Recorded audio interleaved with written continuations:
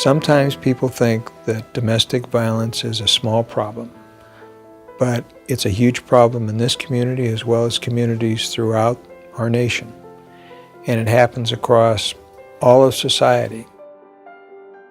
I remember that day that when he went to go see the kids, like the hour that the judge granted him, it was the longest hour of my life, regardless if it was a public place or not. I felt he was going to hurt my children and that he was going to take off and I would never see my kids again. The mode of threat that he gave to me was very real to me. When you're alone on the ranch feeding the horses, I'm going to kill you then. Everything he knew that I did.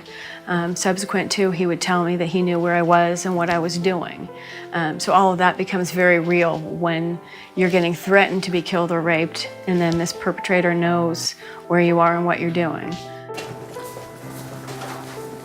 I would hide in the back of my home with a cell phone and a knife and my children sleeping in their rooms, hoping nothing happened.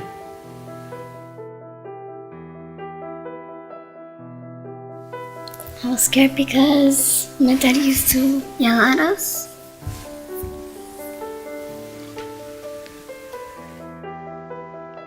Before Marty's place, I was just kind of torn in half, and I didn't really know who was telling the truth or like if any of the threats were actually going to be put into motion.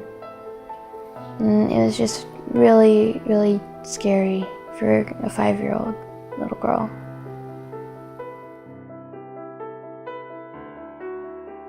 We know as professionals when children are exposed to domestic violence, that will affect them adversely for the rest of their lives. Mary's Place provides a place where children can be safely transported from one parent to another when there's a threat of domestic violence. In addition, Mary's Place can supervise parenting time when there are potential threats of harm to children, and that is not something that's easy to come by. I myself didn't used to think that a parent should have access to their kids if they've been violent, and my view on that has really changed over the years. Fathers who have used violence need some kind of motivation. Human beings need motivations for change. It's important for a father who's used violence to be able to see his children because it may be his greatest motivation for change. To turn my life around, or the thing that turned my life around, I had to like myself first. And I didn't like myself. When you're a meth addict, you don't really like anybody. You like the drug dealer who has the bag. And that's the priority in your life. And up until that point, my children weren't my priority in my life. She had a restraining order on me, and I had a violation restraining order because I was trying to go over and see Arlissa at her house.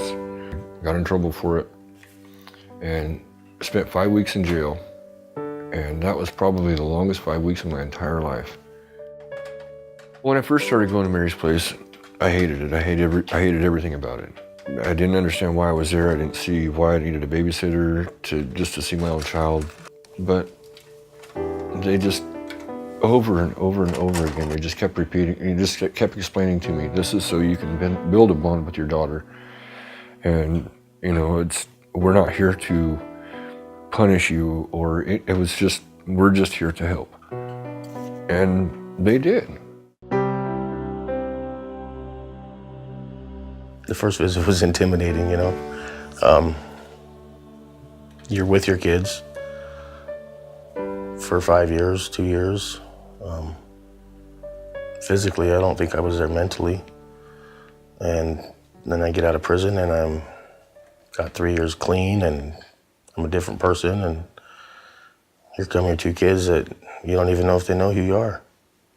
So yeah, it's a little tough, to say the least.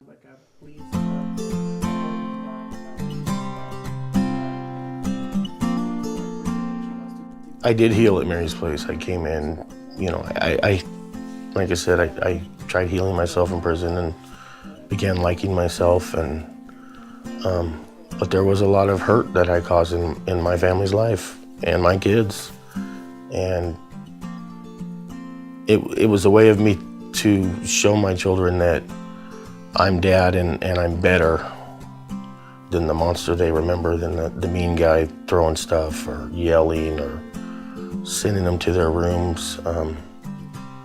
Mary's Place gives you that time to be a dad and gradually work into it. You can't just walk in and I'm dad and put the hammer down, and it doesn't work like that. Mary's Place gives you the opportunity to grow as a person, to heal and grow as a dad. I pretty much watched her grow up in Mary's Place. But like I said, without Mary's Place, I wouldn't have been able to watch that. I would take the Alfalfa Road, which is 38 miles. I ended up walking that whole stupid thing. Rain, snow, who cares? I'm going to see my little girl. Doesn't matter. I'm going to get there one way or another.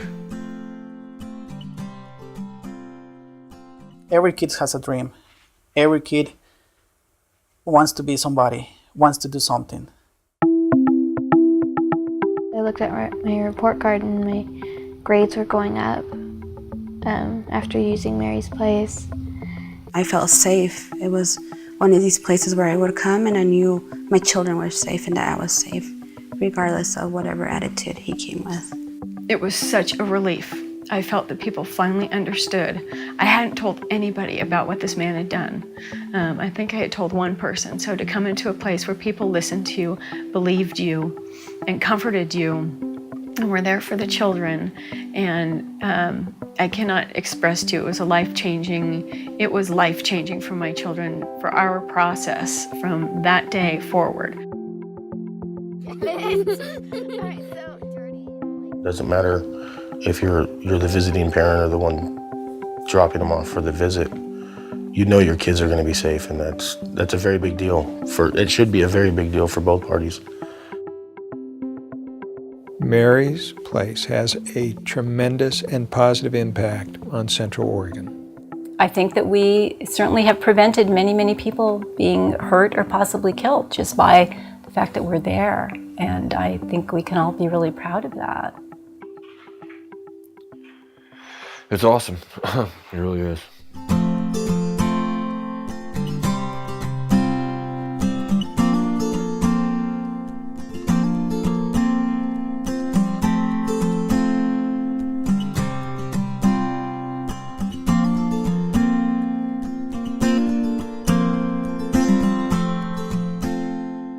Frankly, I'm not sure there's any walls or any amount of guns or any institutional response that can really match up to just people learning to understand people and cultivating those relationships.